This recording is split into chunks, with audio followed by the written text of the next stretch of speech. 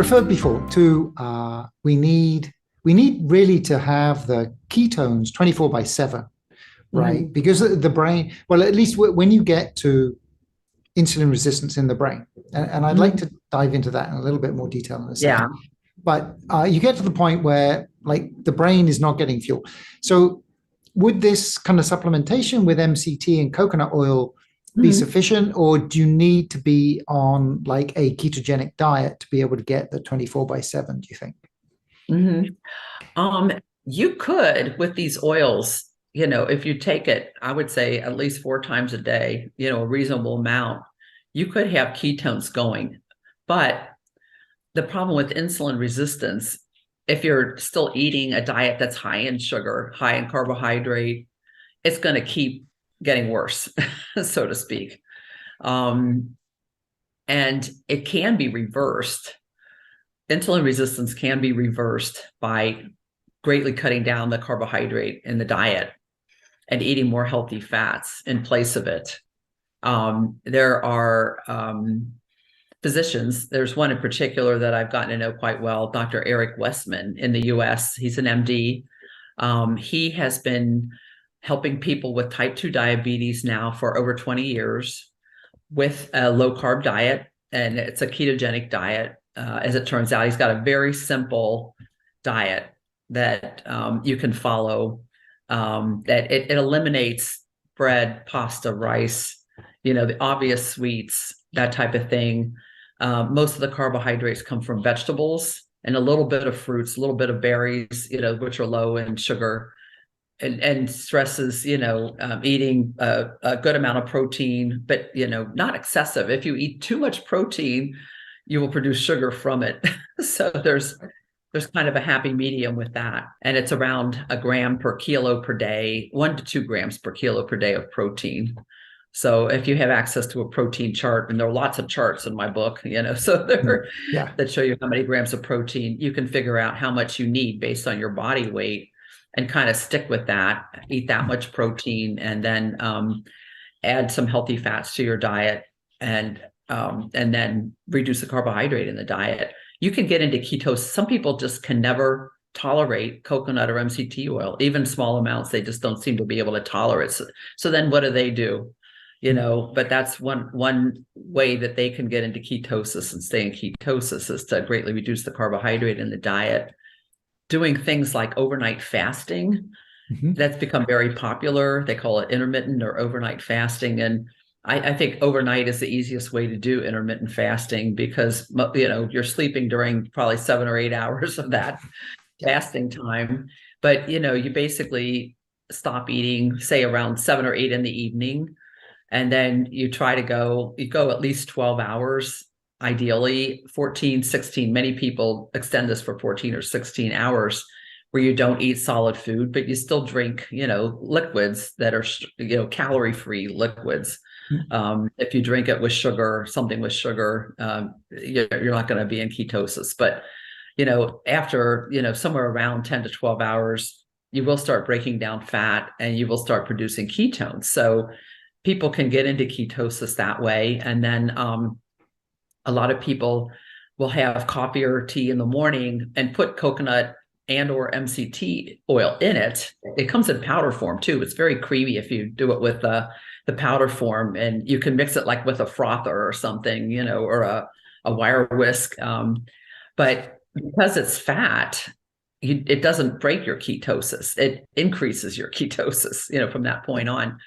And it actually can keep you from not being hungry for a few more hours. So that this is how a lot of people, are kind of structuring their eating to go, somewhere between 12 to 16 hours before they eat their first solid food in a day. And I've been doing this for, several years, probably 5 years or so. And I have my main meal now around 12 or 1, in the afternoon. And then I have usually one more time, later in the day. And it's not such a big meal. I eat something like I love Greek yogurt, and I put the MCT coconut oil mixture in it. I put some grated coconut in it. I have some nuts. Nuts and seeds are very good. They're high in and healthy fats, and have a lot of other good vitamins and minerals in them. That's my common snack, or I'll have cheese and nuts or something like that. And then just don't eat overnight. And it's amazing. I used to be a carb addict, like up until about 2006, which is when we started the Mediterranean diet. But I call it the convenience food diet that we were on. And, and it's, as a physician, it's embarrassing, but they do not teach you about nutrition in medical school. I mean, it is not, it's all about pharmacology, pharmaceuticals. And I had 3 hours one afternoon of nutrition. There needs to be a really good, solid course on nutrition, how food impacts disease, and how using food can help you recover from from certain diseases. And like with Dr. Eric Westman, okay, I didn't get to finish that story.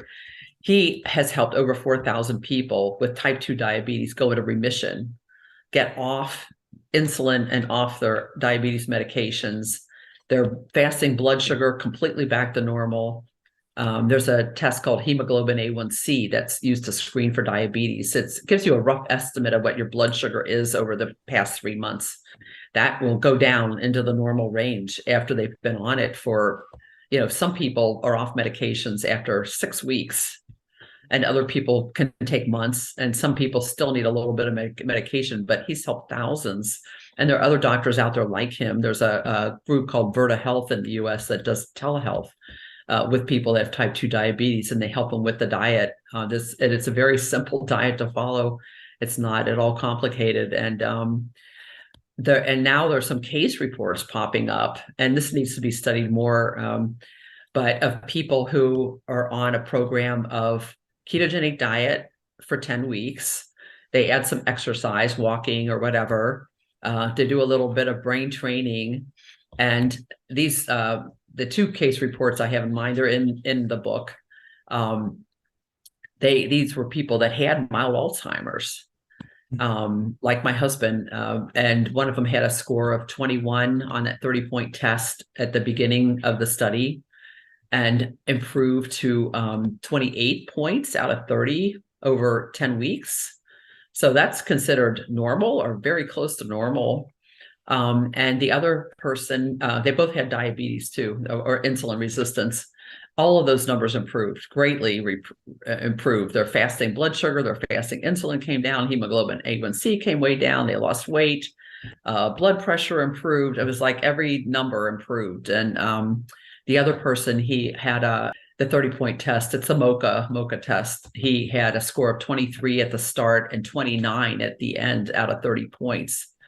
So that's normal. That's considered normal. And, so people diagnosed with Alzheimer's that improved, so there are other types of these studies going on now with more people, but it's really impressive what reducing carbohydrate in the diet can do. And, there's data out there showing that somewhere around 1970, there was a big push to eat a low-fat diet. American Heart Association's in the middle of that. And I've got whole stories about that. But, basically, there were all these reduced fat foods that came along, but they were higher in sugar, higher in carbohydrate. I mean, you eat a certain number of calories per day, and those calories come from protein, carbs, or fat. So if you keep the protein the same and you say you've got to eat low fat, well, you're going to make up the calories with carbohydrates, so that's what happened to a lot of people. And the rates of obesity and diabetes have just climbed like crazy, as well as dementia during this time period since 1970. And it's just kind of incredible to think about it. But what they've shown in the data is that Americans on average eat 350 more calories a day than they did in 1970. And 300 of the 350 calories is sugar. So, that's what happens when you try to eat a low-fat diet. You eat more sugar, and then you end up possibly with diabetes. And, in the US, by age 75, 3/4 of people have either type 2 diabetes or prediabetes, 3/4. Yeah. And this is the age when your brain is most likely to start developing Alzheimer's disease too.